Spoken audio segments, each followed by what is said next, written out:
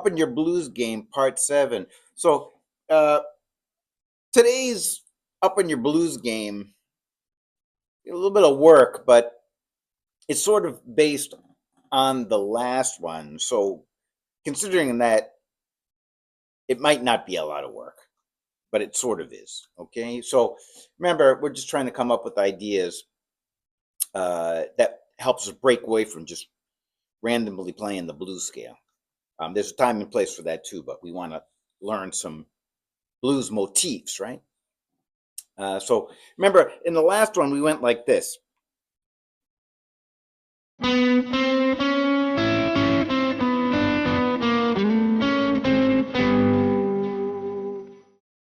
So what if we take that E, because remember we're playing in A blues here. We take that E and we move it down to this E. What happens then?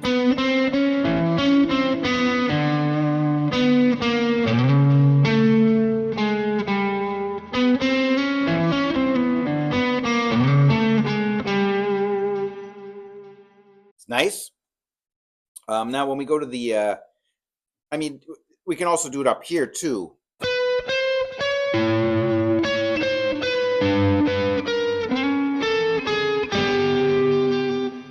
Right? Now, of course, you can mix these up in different ways. So for the fourth chord, the D chord, we can do it the same way.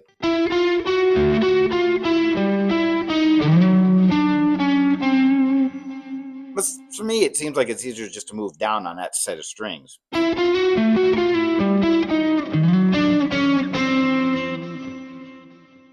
Now for the 5 chord and the 4 chord, remember it's one measure of each, of the E7 and the D7. Maybe we go.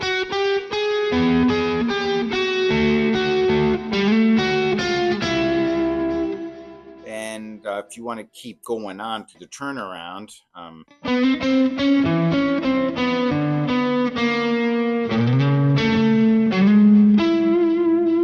ooh, that's kind of nice.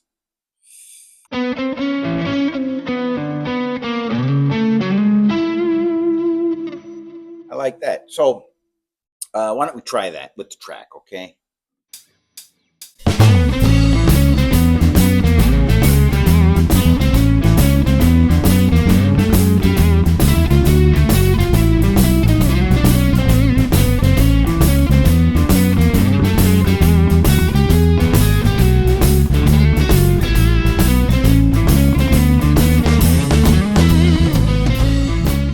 Right, so it's not that easy. You just have to do it over and over again until you don't have to think about it so much anymore, right? So now let's make a little variation on this, okay?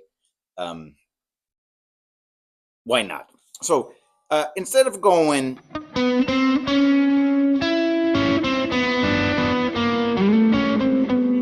like we did in the first one, what if we put that A on the top, right?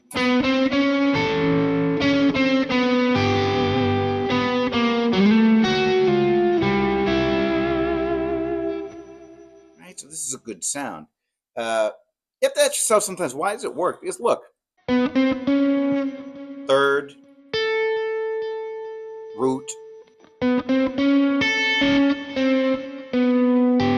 that's the 9th and the flat 7. So it's just a lot of chord tone, and that's why it works, because most of these notes are chord tones, but we're also using chromatic passing tones, but they're on the upbeats.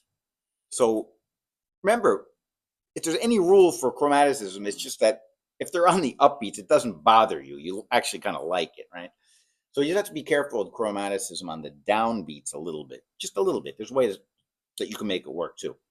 Okay, so here we go.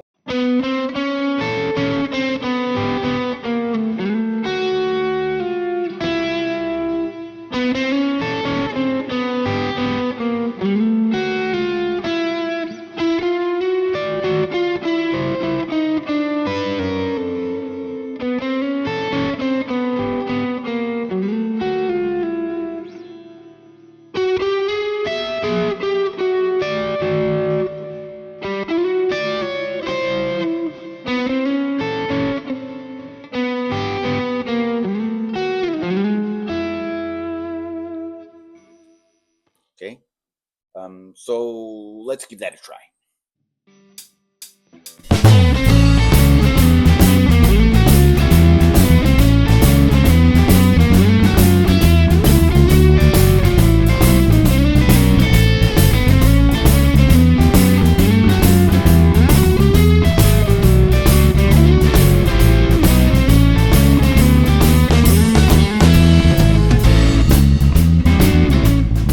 Kind of hard, okay? Let me fix my chair here because I'm sinking into the ground. All right, so I'm sitting on a drum stool and it kept going down at like a centimeter every minute, so I started sinking. Anyways, so look, the next point here is just that we got to work it into our playing in a nice, fun manner, right? Without like going crazy, so that it gets monotonous. All right, so I'm going to try to see if I can mix it up with some of the other ideas. All right.